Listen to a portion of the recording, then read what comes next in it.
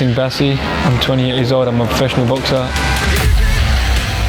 I'm a welterweight, former Southern Area champion, former English title contender. Oh, that was a good right hand there by Bassi.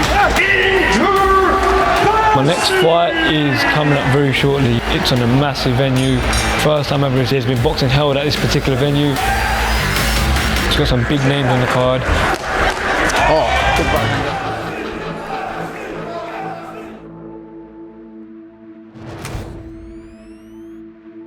Yeah, just wrapping up, get my gloves on. I've got the Vaseline on my face, got my protector on, just gearing up, you know what I mean? So like, if you don't really want to get injured, you know what I mean? Small cuts or bumps, you don't really want that, because if you get a cut, you can't fight, and then it defeats the purpose. Let's go. Come on, guys! We're in the Peacock Gym today, and it's a Friday, it's a sparring day.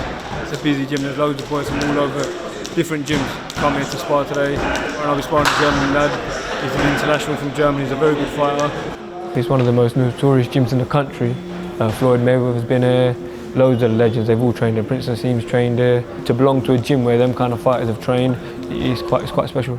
This part of camp we're sort of building, we're getting the rounds in, the fitness part of camp. The last part of camp is more sharpness, but now is the grueling part. We lift the heavy weights, we do the long rounds in sparring, we do the long runs.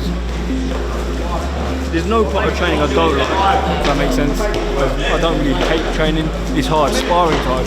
You have a good opponent, you've got to do like say 10 rounds for example. That's tough, that's very, very tough.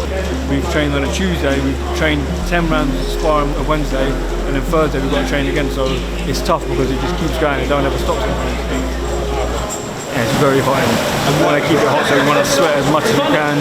It's good for weight loss and it's good to like, if you can adapt to these kind of conditions, then the fight is easier, but a fight's never easy, so.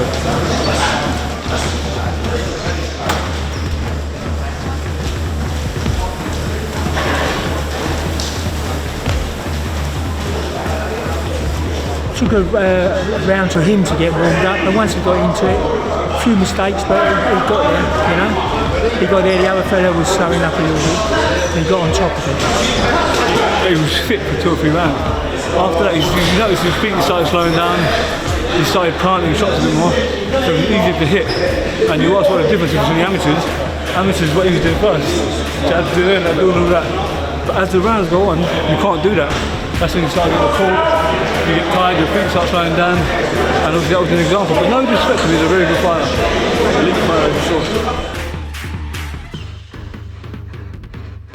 Inder is in the gym and he's going on a big show soon. We've got hopefully a big fight for him. And potentially a title there as well that we're working on as well. This is Eddie Muscat. He's one of the most experienced matchmakers in boxing, so he has the hard job. He'll have to match all the fighters.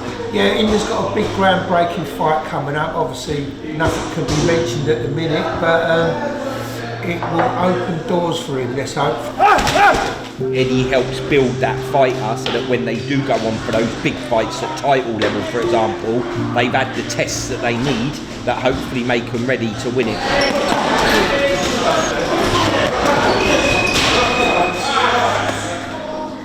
As a professional now, I've had 16 fights, won 14. Been a professional for just over 4 years.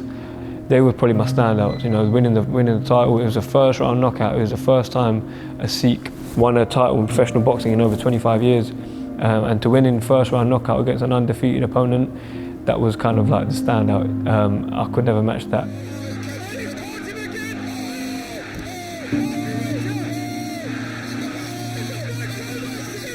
It was over in the first round, and I remember I dropped him in like with a jab in like the first minute, and it was crazy. Everyone erupted, and the whole place was on its feet.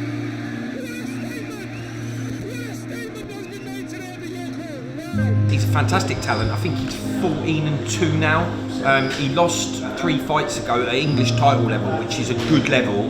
He lost to Sean Noakes. I am a bit biased. Sean won on the night and he did deserve to win, you can't deny that. But I don't think we saw the best of him that night. Sean Noakes getting close, both landing, but the more hurtful shots seem to be coming from Noakes.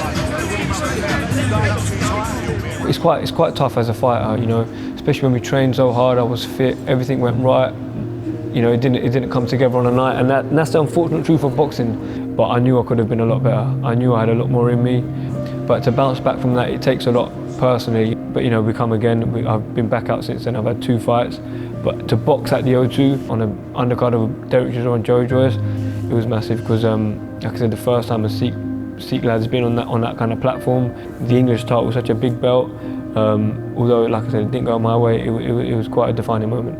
Maybe it was the occasion, I don't know, but he's come back, he's had 2 fights since, and now we will have a big fight for him, hopefully for another title. We won't let the cat out of the bag yet, at a groundbreaking venue, as Eddie's mentioned. You have a million thoughts before you get into the ring, and as you walk into the ring, you've still got a million thoughts, and as soon as the bell goes, it's like someone pressed a button and everything blanks out. Literally, you can't hear nothing.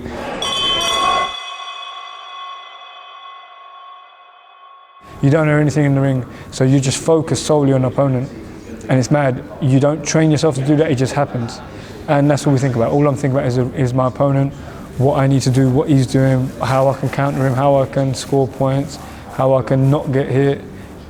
Like they say, the path to heaven feels like hell, and the path to hell feels like heaven. So it's a hard graft, and sometimes you question yourself. Every fighter does, is it worth it? But whether you win all the belts in the world or whether you don't, or you've just done enough, you come out of boxing a better person. And it's weird because growing up, they would always say, you walk into a gym, a boy, you come out as a man. And I didn't really understand it. I was like, oh, mate, I'm 14 years old. These things don't matter to me. They don't make sense. But now I see what people mean by that. It makes you genuinely a better person. It makes you humble. How many belts, there's so many opportunities. So I want people to say, that was Inder Singh Bassi. He done it. He done it back then when there were no Sikh fighters. Even the overturning of the beard ban, people associate that with my name. As a Sikh, my beard to me is very important. It's part of our 5 articles of our Sikh faith, which is one of which is hair. And our hair, we believe, is from God. Our natural appearance is from God, and so therefore we do not shave, we do not cut our hair, as we respect God's wish, and He's made us perfect in who we are.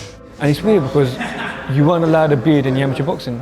And like I said, in the professional game you're allowed. In Muay Thai, in kickboxing, in any other contact sport you're allowed. Just weren't allowed in amateur boxing. And that held a lot of Sikh fighters back. The belts are something every fighter wants, and I want them myself. I'm hungry for belts. But it's more so to people remember me as a good man who actually done something for my community. The more I fight, the more I win, the more belts I win. I'm going to continue to smash them glass ceilings, and they are my belts as well. They are my belts that are metaphorical. I can't see them, I can't show nobody them, but that's what people are going to remember me for. Oh, son, how you doing? All good. A good workout? Yeah, it was good. What's that, Bit black eye for sparring. Good workout? Good. We're at 7 Kings Godara, High Road, East London, getting ready for the kids class. We have around 50 kids that vary from about 7 years of age to 18. This is my uncle, my taya, as they call him Punjabi, but I call him Dad. He's a head coach here. So we've been running the class for 10, 15 years now? 15 years now, isn't it? 15 years, yeah. Time flies. He was a baby then.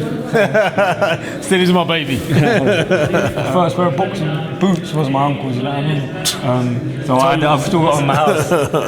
But yeah, that's my uncle. From my father, his granddad, through kabaddi. They come from Punjab, all kabaddi players, and we wanted him, his older brother, Amma, and the youngsters to get into boxing. So just get them in the shed, granddad, put the gloves on, go on boys, start sparring. That's where it started from, didn't it? His big brother used to beat the shit out of him, excuse my language.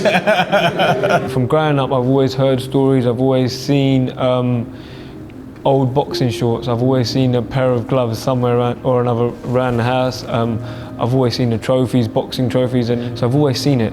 And that was where I was kind of got my inspiration from, because it was my destiny kind of thing. I just fell into that. Boxing wasn't a big sport, but they used to wrestle, they used to play kabaddi, weightlifting. They were the dominant sports back home, and they still are. Obviously I live in England, so I was born there, so for me it was more boxing. Sports has always been in our religion. It is part of our religion to live a disciplined life, a balanced lifestyle. That includes training as well. We must train, we must be able to defend ourselves and others, so boxing's like the ideal sport for that. So in the amateurs I had around 75 fights, I won around 50. I boxed all over the country.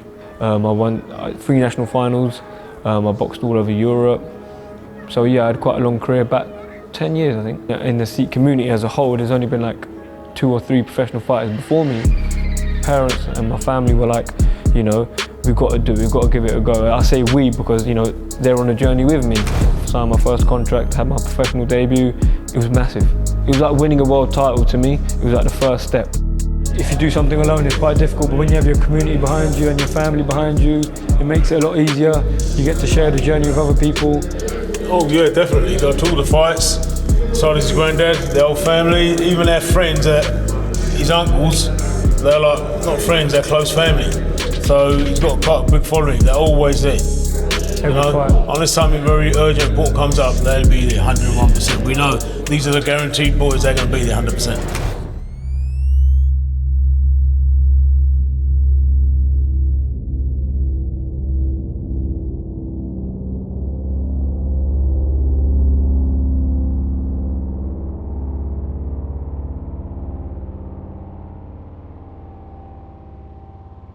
I'm Radio Raheem. We're live on TalkSPORT Boxing YouTube channel. We are here for the battle at the Bridge 2 at Stamford Bridge, home of Chelsea Football Club.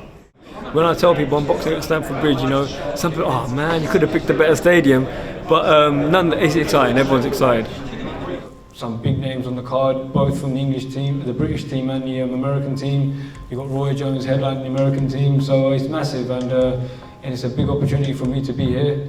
Grateful to be a part of the team, grateful to be on the journey, and looking to get one over the Americans.